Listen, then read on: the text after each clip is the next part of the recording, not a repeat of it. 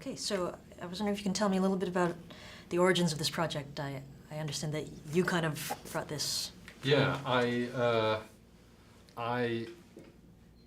live in, well, I was living in Vienna, and Niki Lauda is a friend of my wife's. And I grew up in London. And so the idea of writing a story about the rivalry between an Austrian and an Englishman goes, absolutely to my heart.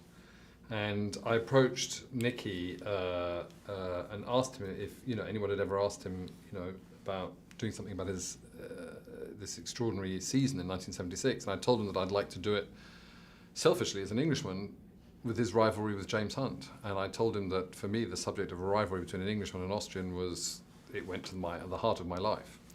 And he loved the idea. And a lot of people had approached Niki before, but he'd never wanted to do it. But I think he'd seen some of my previous work and trusted me. And so I told him, I said, you're probably not going to like what I do, because people don't. People want a very flattering, photoshopped version of themselves. But of course, an audience would reject that. And so I said, look, I'm going to write you as you are, and you're quite a controversial character.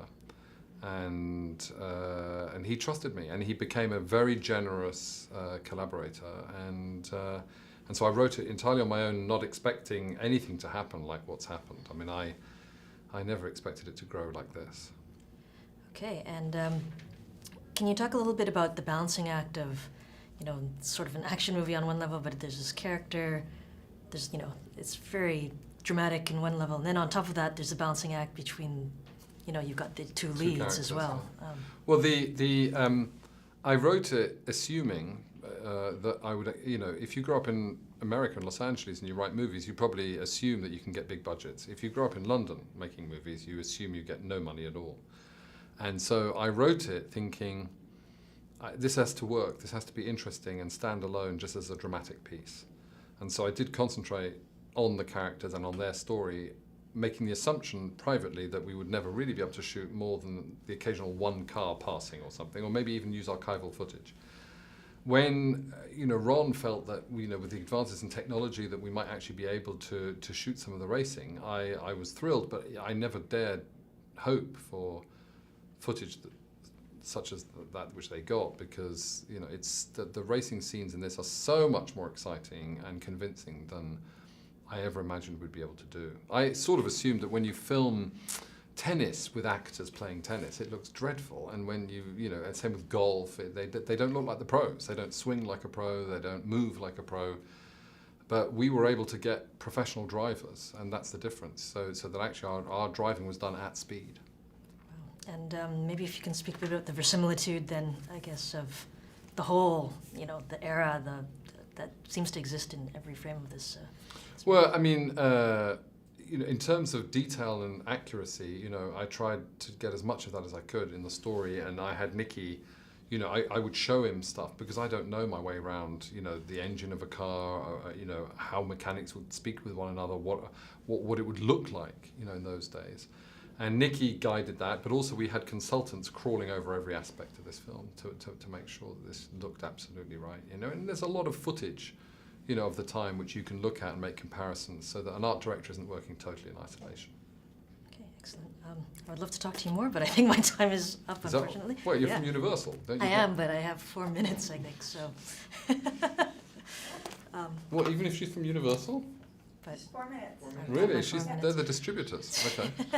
But we're getting... We're getting announced from the control. You can continue. You can finish. Okay. Oh, okay. I'll get in one quick question then, if I can. Just actually about Niki, because we're doing a bit of focus on that.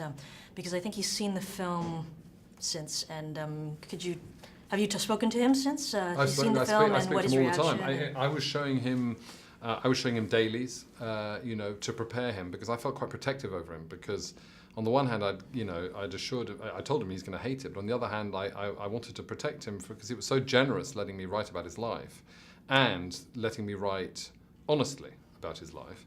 So particularly when it came to the accident stuff, I was very nervous, and I started showing him some footage, and he quickly became very emotional. And I think for him to be processing that accident, I think he was so caught up with just the business of survival at the time in 1976. I don't think he ever really stopped to process what had happened. And that has happened entirely. And I know he's seen the finished film, the fully finished film, 3 times. And the last time he saw it, I know he had nightmares, he couldn't sleep, I think it's been very difficult. But I think rewarding. I mean, he's very, very, very happy with the film.